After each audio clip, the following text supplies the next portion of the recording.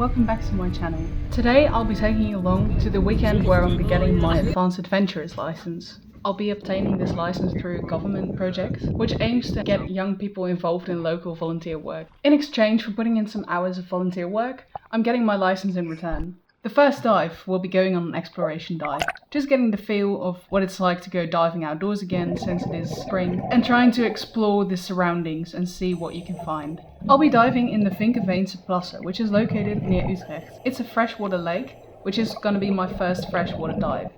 It is a very popular diving spot for Dutch divers, so they've put in a dive line which you can follow, and there's some sunken items like a boat and a bus and some other things as well.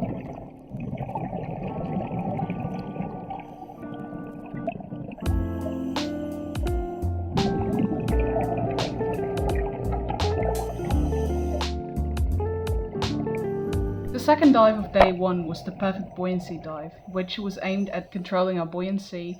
All these little speckles are actually baby fish. You can see them up close a bit better, but there were like thousands of them, which was really nice. And there on the platform, which is also built for the divers specifically, where we're gonna do our exercises, there was a pike perch just chilling out. It was quite big. I think it is one of the biggest fish I've seen in the wild. There's loads of perches here as well. There's also a lot of crayfish that are invasive here, but they are really cool to look at. I love the perfect buoyancy dive because it really taught me a lot, and I think it will be very useful, especially since I want to get more into underwater photography. For the second day, we started with a fish ID.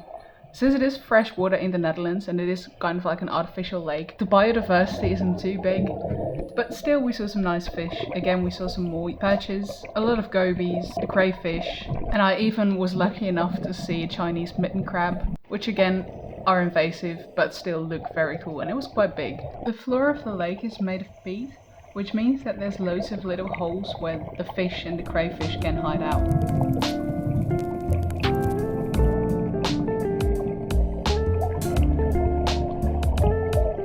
The second dive of day two was a boat dive. This dive was aimed at safely dismounting the boat and getting back on it, and also finding your way back to the boat without putting yourself in danger of getting hit by engines.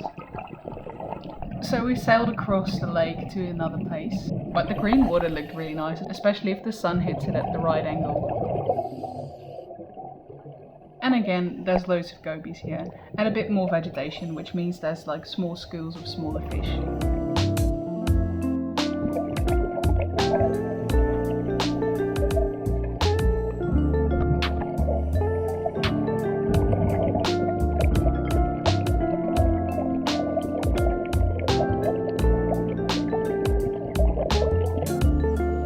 On the way back it was a bit windy, but we saw this really big swan, which was really nice.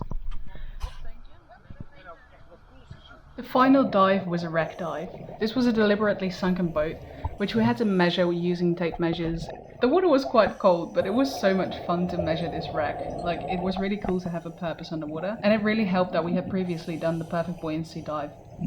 We had gotten a little slate to write down our measurements and some other questions we had to find the answers to, and in the end we discussed them.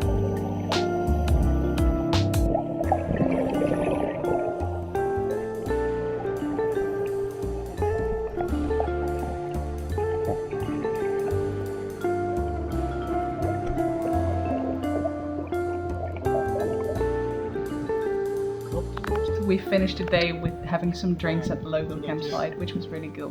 Thank you so much for watching, and I hope to see you for the next one.